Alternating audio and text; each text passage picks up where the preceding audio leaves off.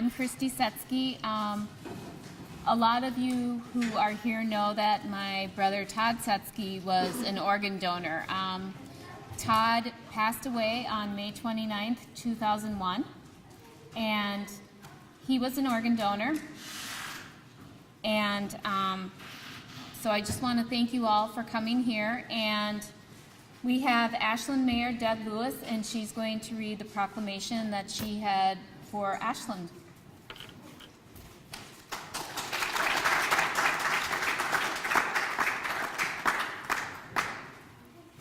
Thank you, Christy.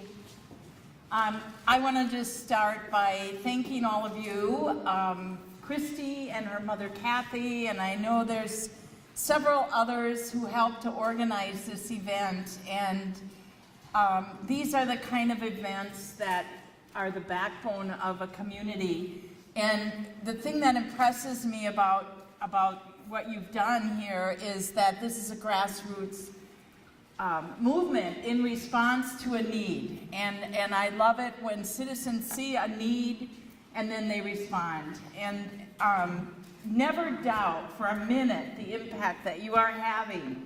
I'm reminded of that quote by Margaret Mead that says, "Never doubt for a minute the impact when a small group of committed citizens gets together to work on something. It's the only thing that ever makes a difference." So thank you for your efforts for this very worthy cause. And thank you for raising awareness of the need. I learned a lot by being asked to do this, and she's put a lot of work into it. She arranged to have Michelle Lee from KBGR come over and talk. They did a feature last night on a family in Duluth. I don't know if that was because of you, but I thank you for that. So I did issue a proclamation on Monday, and I'll just read what it says. A proclamation, whereas organ, eye, and tissue donation is a gift which extends hope and healing to those in need, and whereas nearly 124,000 Americans and approximately 2,300 people in Wisconsin are waiting for a life-saving transplant, and whereas there is a serious shortage of transplantable organs in the United States, resulting in only 28,000 transplants and nearly 6,000 preventable deaths each year. And whereas one organ, eye, and tissue donor can save or improve the lives of up to 60 people, and whereas Wisconsin is a leader in registered organ, eye, and tissue donors, any person of any age in Wisconsin can become a donor by indicating their preference on their state ID or by registering online through the Wisconsin Donor Registry or LifeSource, one of America's leading organ procurement organizations. Now therefore, I, Mayor Deborah S. Lewis, do hereby proclaim on this day Organ, Eye, and Tissue Donation Day, and encourage all residents to consider becoming an organ donor. Thank you.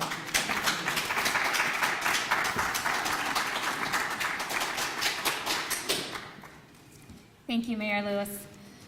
I want to introduce Jerry Teague. Jerry Teague is going to come up and read the proclamation that Mayor Don Ness wrote for the city of Duluth. I asked Mayor Ness to acknowledge National Blue and Green Day because Todd's accident did happen here, but he was actually life-lifted up to St. Mary's in Duluth. And that's where LifeSource entered our lives.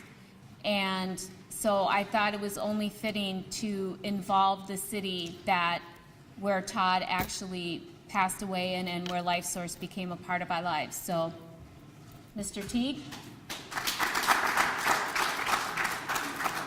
Thank you, Christy. Well, as Christy stated, Don Ness, the mayor, couldn't make it here, so I've been asked to present this proclamation in his absence. I can't say too much after the mayor. It was wonderful. You covered about everything that I could hope to cover, so I'm not going to do that. I'm simply going to present the proclamation that Mr. Ness, or Mayor Ness, has written. Whereas organ, eye, and tissue donation is a gift which extends hope and healing to those in need, and whereas nearly 24,000 Americans and approximately 3,500 people in Minneapolis are waiting for a life-saving transplant, and whereas there is a serious shortage of transplanting organs in the United States, resulting in only 28,000 transplants and nearly 6,000 preventable deaths each year.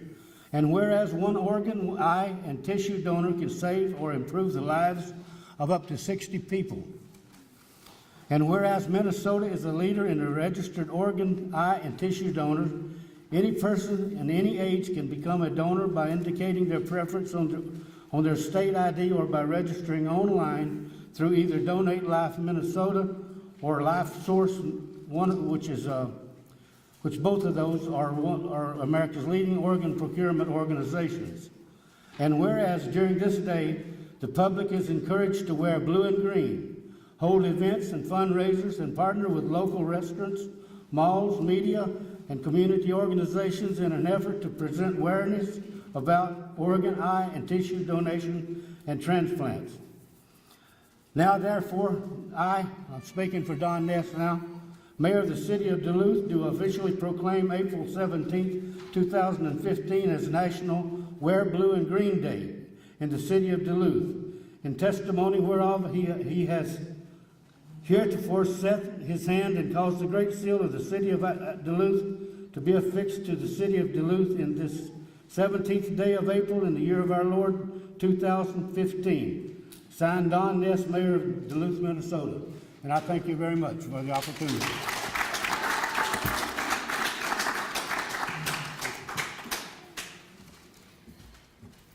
Thank you, Mr. Teague.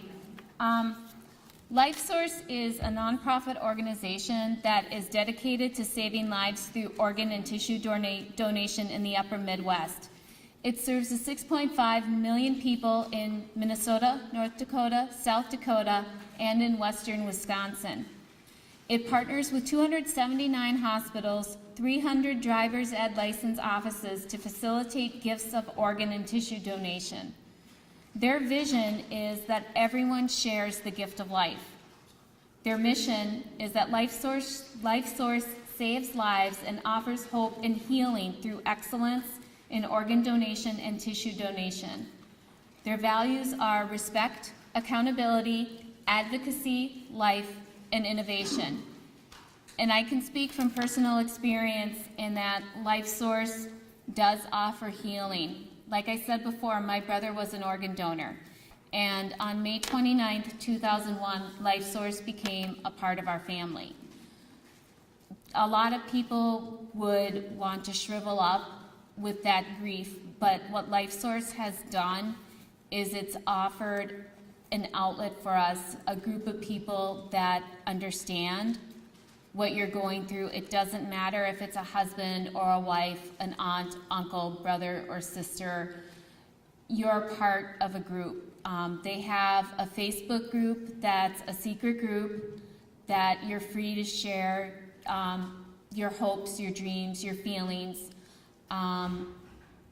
We celebrate, when someone comes in, we share stories, we celebrate milestones, we help each other through difficult times, we support each other. It's, as someone said, it's a family you don't want to belong to, but when you realize that you're in it, you realize how important they are in your life. There's over 3,600 people in the upper Midwest just waiting for an organ transplant. There's over 123,000 people waiting nationwide. 21 people or more die daily waiting for an organ transplant. And there are thousands in need of a tissue transplant. One person can save up to 60 people. My brother actually, through his organ and tissue transplants, helped about 60 people. And we are lucky enough to actually have one of the recipients and his mother here. Ryan Bolig was 14 years old when he got the phone call that there was part of a liver ready that he was a match for, and I would like Ryan to come up and share his part of the story, and his mom.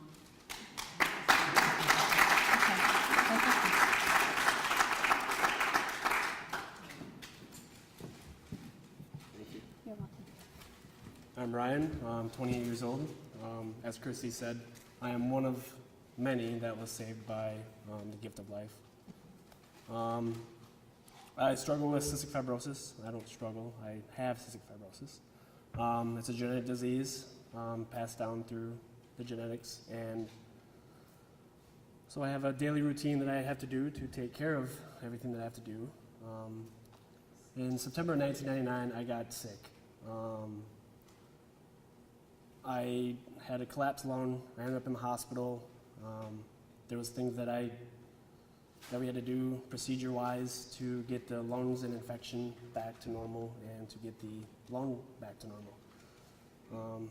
At that time, we became aware that my liver was indeed in distress and it needed some more procedures. And I went through a TIPS procedure where they put a stent in the liver to extend the life, to extend the life of my liver, and that got me quite a ways.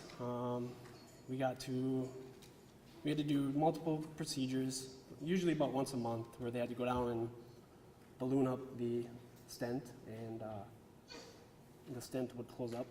And it was probably about January, February of 2000 when I got listed on the liver transplant list. The stent wasn't doing its job anymore, and my liver enzymes were getting worse. It took about 9 months, and then all of a sudden I got even more sicker. I was in the hospital throwing up blood. I would go in the hospital throwing up blood from hypertension, and I would get released that day, and 6 to 8 hours later I'm in the same ER throwing up blood again. And that happened for about 2 months straight, and that's when they bumped me up to a more severe case. And then about 2 months later, I got the call. I was sitting at the dinner table, 7 p.m. on May 29th, and I was studying for my finals, my 9th grade finals, and I seen the call on the caller ID U of M, physicians. And I knew right away then that that was the call for the liver. And my mom was shopping, and my dad was at a meeting, and they came rushing home, and we took off for the U.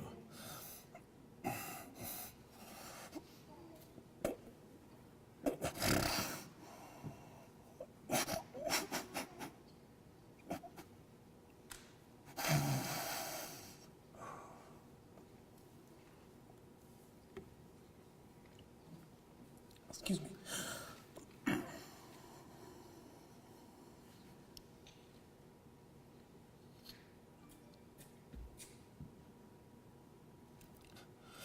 It's hard to talk about it. It's almost just hitting a play button. The images.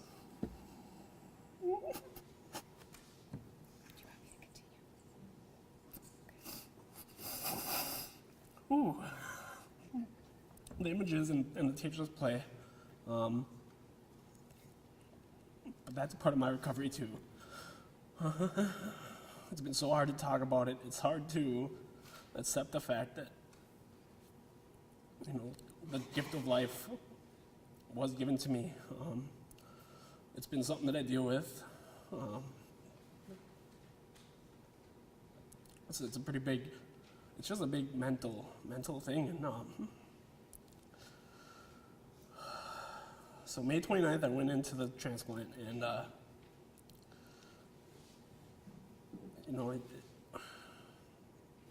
it was an amazing thing, through tragedy, that somebody like me was able to continue with life.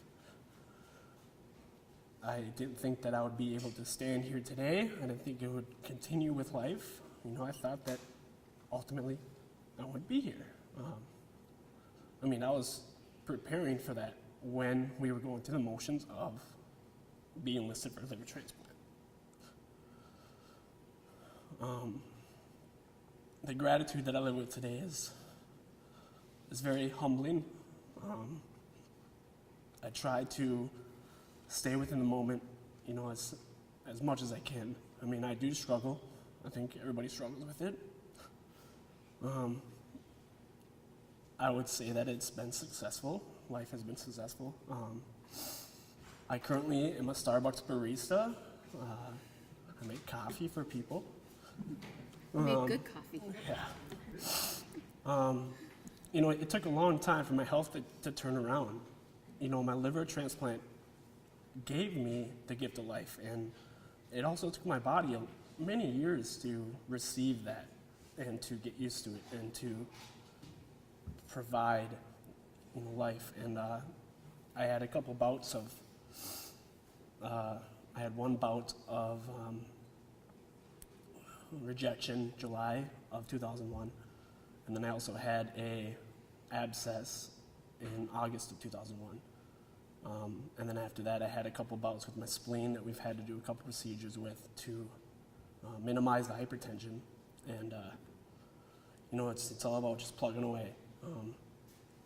And I won't be here if it wasn't, you know, for the gift of life and the choice that Todd gave to put the donor down on his card. And I'm very thankful.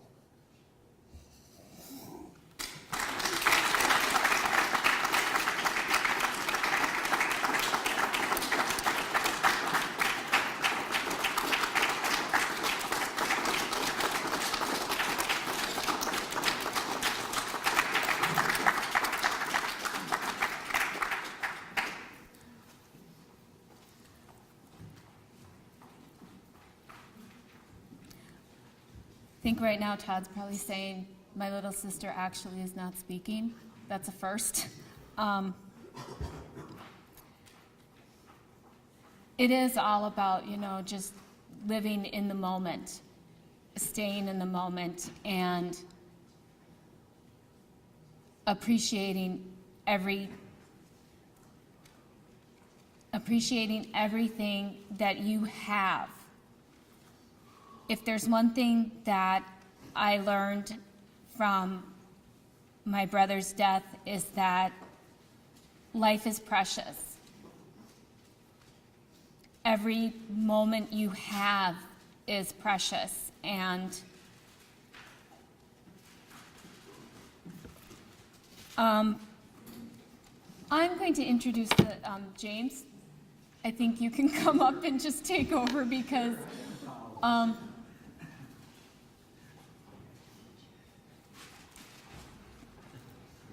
James has a story too. His daughter was an organ donor. Thank you.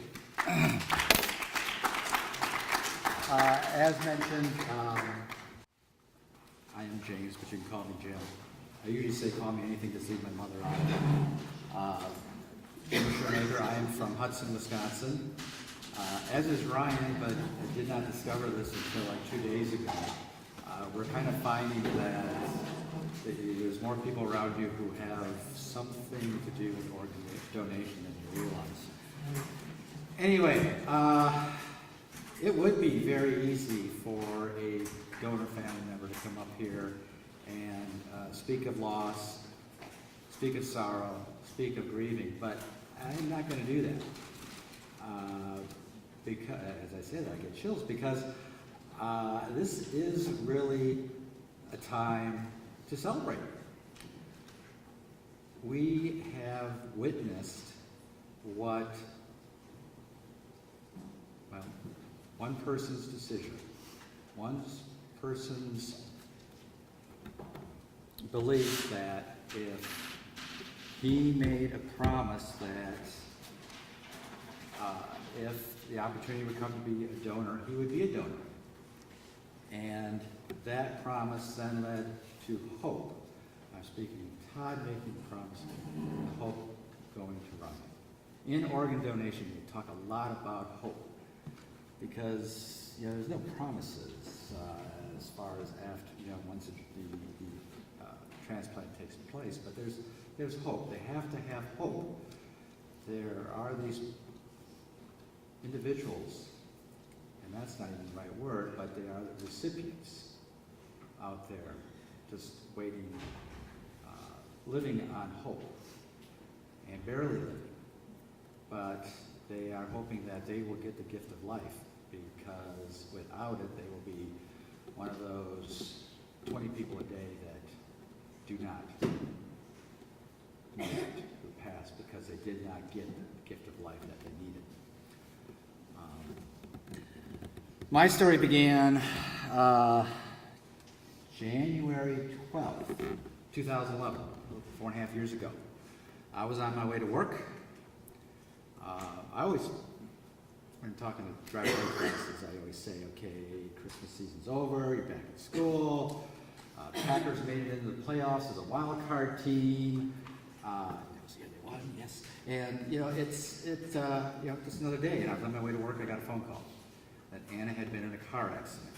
She had come up to Ashland, her and her best friend, to see a third best friend who was living up here. I think she may have graduated. No, she's still in school too. And because Anna was leaving the next week for spring semester in Venezuela. So the two of them came up here to see Bree, who, where is she? Somebody here knows Bree. Anyway, they were heading home, and there was an accident, and she was airlifted to Duluth. That's all we were told, and we need to get up there. I turned around, got back home. My wife had already gotten back home from her work. I was working in a hospital as a geek squad agent, actually. And I knew that, okay, if you go to a hospital in your family, as a family member, you pack a bag of a few things. And so I quickly grabbed some things, and we headed out because we had no idea what to expect. We made the 2-hour drive up. And we were met by a nurse at St. Mary's, and he said, come into this little room, and the doctor came in and heard the 3 words I'll never forget: catastrophic brain injury. If you ever hear the word catastrophic in front of brain injury, it is not good. As a matter of fact, it means little or no hope. She was given 24 hours. They had her on the ventilator. They wait 24 hours just to see if any of the medication she received in the field was causing her complication, but they just didn't give us any hope, and it didn't make sense that it would. Basically, there was no blood getting to her brain. So we got to be with her for 24 hours. Appearance of breathing, she looked fine. Never really guessed she was in an accident because there's no marks on her. By the way, the accident happened just south of Mason. They actually got rear-ended by a truck, but she, did pass the next day, January 13th. But, and this is a big point, when she died, she saved 6 lives that day. There are 6 people out there who are living today because of the promise that she made to be a donor, and it helped fulfill their hope. I've spoken to the gentleman who's gotten her heart. He lives in northern Minnesota. I've spoken to the lady who has the pancreas. She's in Dickinson, North Dakota. She used to live on insulin, and now she's off of that. 2 young girls got the kidneys, and another gentleman got the liver. Haven't spoken to them. Haven't made contact with them yet. But then gentleman got her lung, and we met him a couple of years ago and have become good friends with that family. As a matter of fact, he usually joins me when I speak at driver's ed classes. We give all the business stuff up front, talking about how many people are in the waiting list and which organs, and get the kids involved in that. Then I tell my story, Anna's story, and then he gets up and tells the recipient story, and he's the one who brings the connection. They don't know the connection to the end of his talking. it's kind of fun to see the kids' reactions, see who gets it and who doesn't, but it's always good. But, you know, she saved 6 lives that day, and with her corneas went to research. The bone and tissue that was taken that day can be used for 5 years. And so we've got about half a year to go, and so far it's gone to 40-some people in 30-some states. I used to know the list, but once it got over 12, I gave up. But it's something I'm very proud of. You know, I miss my daughter terribly. She was just a real sweetheart. But I feel very proud of the decision she made. She's been able to help so many people live or improve their lives, make their lives better.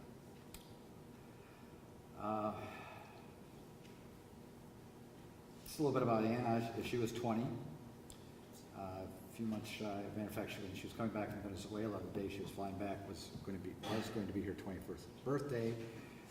She was already planning that party since she wasn't going to be here ahead of time.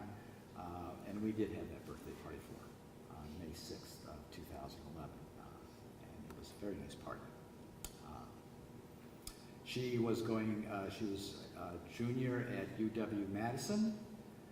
Madison was the only school, she decided it was the only school that she would go to, the only university that she would go to. Now, the fact that she told us that when she was in 3rd grade was interesting, but it is the only school she applied to, and she was accepted. She was doing such an exceptional job there that about 2 months after her passing, we got a phone call, and I'm listening from a guy in Madison at UW, and kind of listening to him. He's talking about, well, what dates do you have available? And I'm going, are you telling me you're going to give her her degree? And he said, yes. Her professor went through her school of global studies, and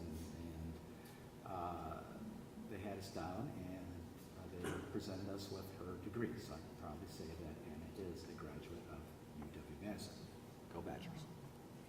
And she had a great time in Madison. I inherited her camera, and I've got pictures to prove it. And I haven't shown them to her mother yet. So, and that's it. That's how she was. She was fun. She was serious. She held a lot of promise. And these are things that people would tell us. I'm sorry I'm bragging about my daughter. Yes, I am. But people told me this as well. And there was just no ends to what she could have done. And she was heading in the direction of working on environmental studies. I think she would have gone to law school, be an environmental lawyer, and made everybody's life better. But you know what? She did make a group of people's lives better. I mean, as I've already said once or twice at least, she gave 6 people their lives and improving others' lives. And so that's a pretty good thing to hang your hat on. I always tell the classes I talk to, and it ties into what we're here for today. I mean, we're trying to bring awareness to the need for people to sign up to be donors. And I'm not going to ask who are donors or anything like that, but I always conclude by giving my students an assignment. So you're all going to get this assignment as well. There will be a test, so pay attention. First, if you're not, consider to be a donor. That's the first thing I tell them. Consider. You can't tell them, we're not going to tell them they have to be, but we ask them, please consider being a donor. If you choose to be a donor, this is where those who already are, maybe you haven't done this. Second thing, tell your family, tell your significant other, your siblings, your parents, somebody. Let them know that you've made that decision. Because if it would happen that you could be a donor, the last thing they want to deal with is trying to find out if you're a donor, or if they can't find out, if they got to make that decision. Talk to a lot of families who are put in that position, and it's just, you're dealing with all kinds of emotional stuff at that moment, and sometimes it's not pretty how it goes. So let them know. Third thing, and this is kind of ties into what we're talking about today. Ask somebody else if they're a donor. Your friends, reach out to someone and just somehow work in the conversation. Encourage others to sign up. because again, we got those 123,000 people out there, and that's growing one every 10 minutes. I just looked up, and I think it's probably even greater than that. And so the need is just big. Now, I always like to open up to questions. When I'm training for this, they always say, the lady who trains us is very good, and she talks about the front stage and the backstage. Backstage is where you keep things you don't want to talk about. Everything for me is all front. I'll answer any questions about Anna, the accident, how the process went for us.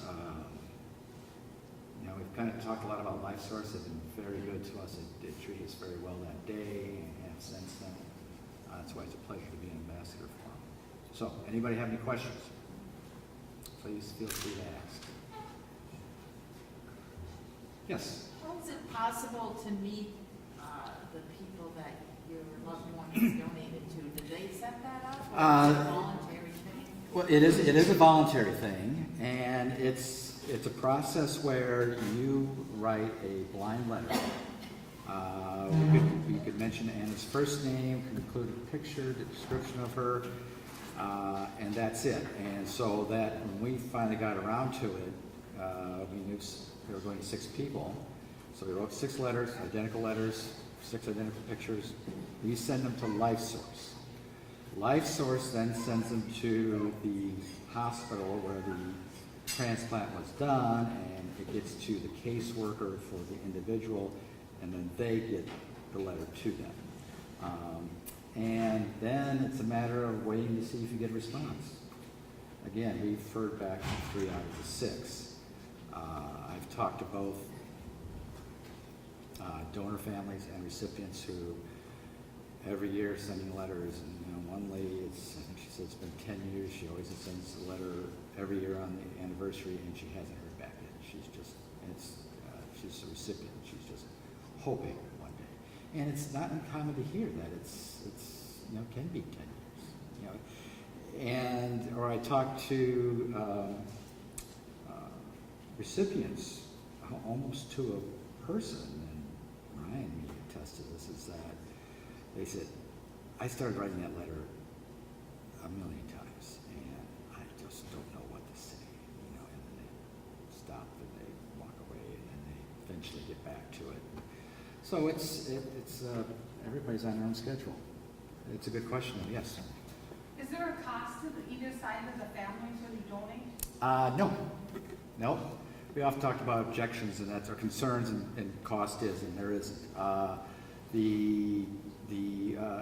It's basically insurance companies, both sides cover it. Well, and I should admit that because up to whatever the insurance coverage is. There's nothing to the donor family for sure. There's nothing, and then the recipient is whatever the insurance coverage they got. Common objections are religion. Maybe all major religions support donation. They see it as the last great gift you can give to your fellow man and mankind. So all the major ones do that. Age is not a restriction. The oldest donor,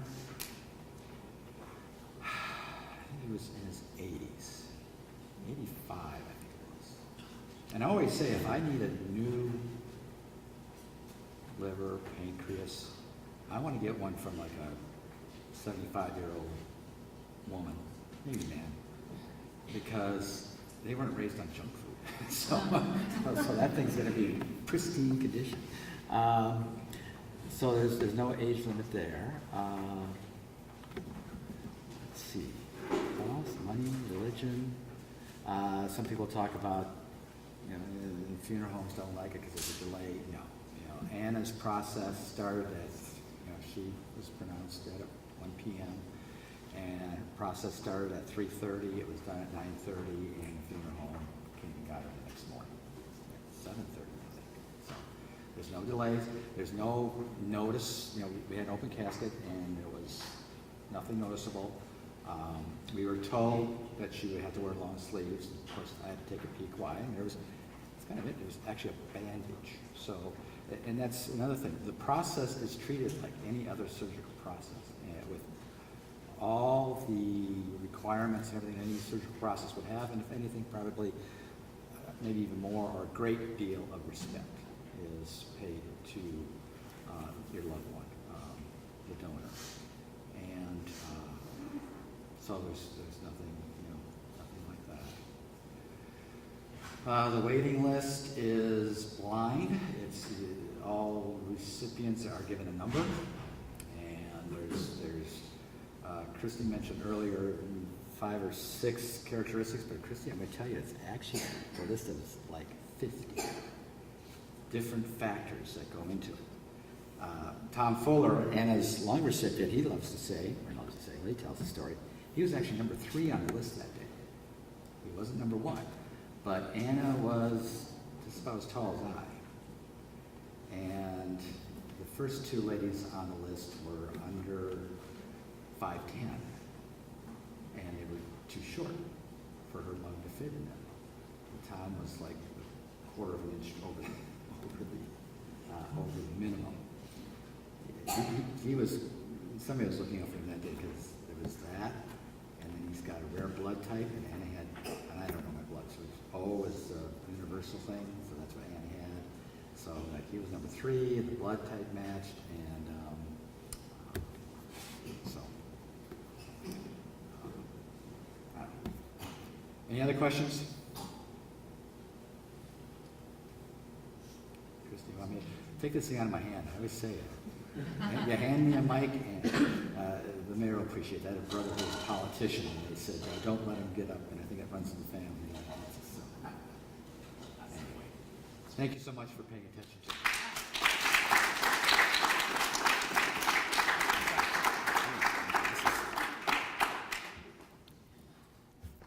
And we actually met on Facebook. He is a member of the Facebook group through LifeSource that I belong to, and when he heard that I was planning something up here, he was first to say, I'm in, when is it, and I'll be there. And my response, I think I emailed you, was, you don't know me, I don't know you. And he was like, it doesn't matter, we've been through the same experience. And that's what the LifeSource family is like. It doesn't matter if you haven't met face to face, you share the experience. We do have raffle if you signed up for the prizes. And Kayla, do you have the bucket? Okay. Kayla helped last year, and I think the cutest thing that she said last year, first of all, she asked me if she knew Todd. And I said, well, no, because your mom and dad got married a few weeks after Todd died. And she kind of looked at me and she said, well, it doesn't matter because I love you, so I love Todd. So she's our little social butterfly. Hey, your job's not done. So first of all, we have 2 water infusers, so we're going to draw for the first one. Kayla, you can't look.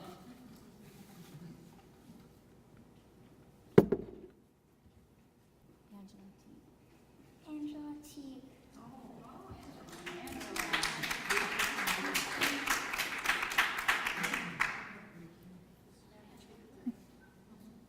Which color?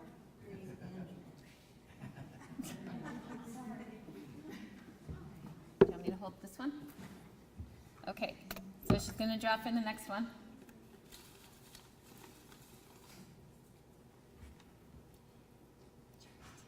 Jerry Teague. Jerry!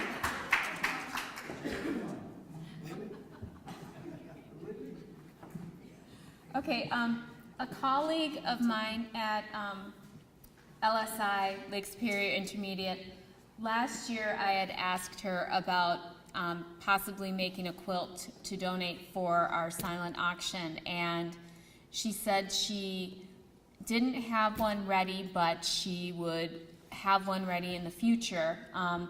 I was working with a student, I tutor for the school district of Ashland this morning, and I got a message saying, "Are you in town?" And I said, "Well, I'm at the library until this time." And she said, "Great, can I drop something off?" And I was like, "Okay." And she dropped off this lap quilt and said, "It's for you, for your cause, for you to raffle off tonight." So, and it's a lap quilt, and there's a label on the back that says, you know, it's Pieced and Machine Quilted by Donna Griffiths, April 2015, and it also has the pattern on it. You want me to hold it? Okay. Ready?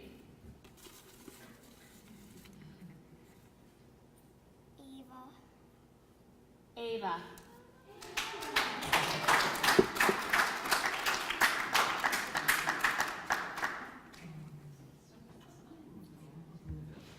Okay, tomorrow morning at Ashland Family Restaurant, they, in the back room, a portion of what is made during 8 a.m. to 11 a.m. will be donated to Donate Life and LifeSource. So we hope to see you there, and I just want to thank you all for stopping here tonight. I want to thank James Shoemaker for coming because he cannot stay for the movie because he has to drive to Minneapolis tonight.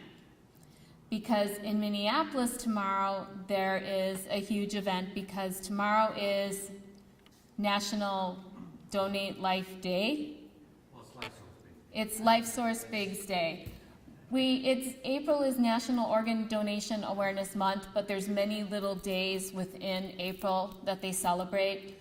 But the big idea is just to, you know, cherish life, but also remember that, you know, life is a gift, and we each, you know, you can share that gift.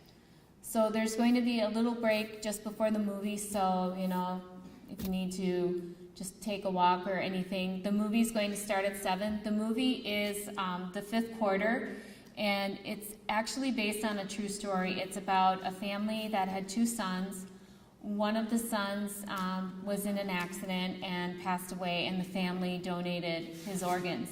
The other son was a football player at Wake Forest University, and he actually led the football team to some last-minute victories. And he dedicated the winning season at Wake Forest to the memory of his brother. So, thank you all for coming.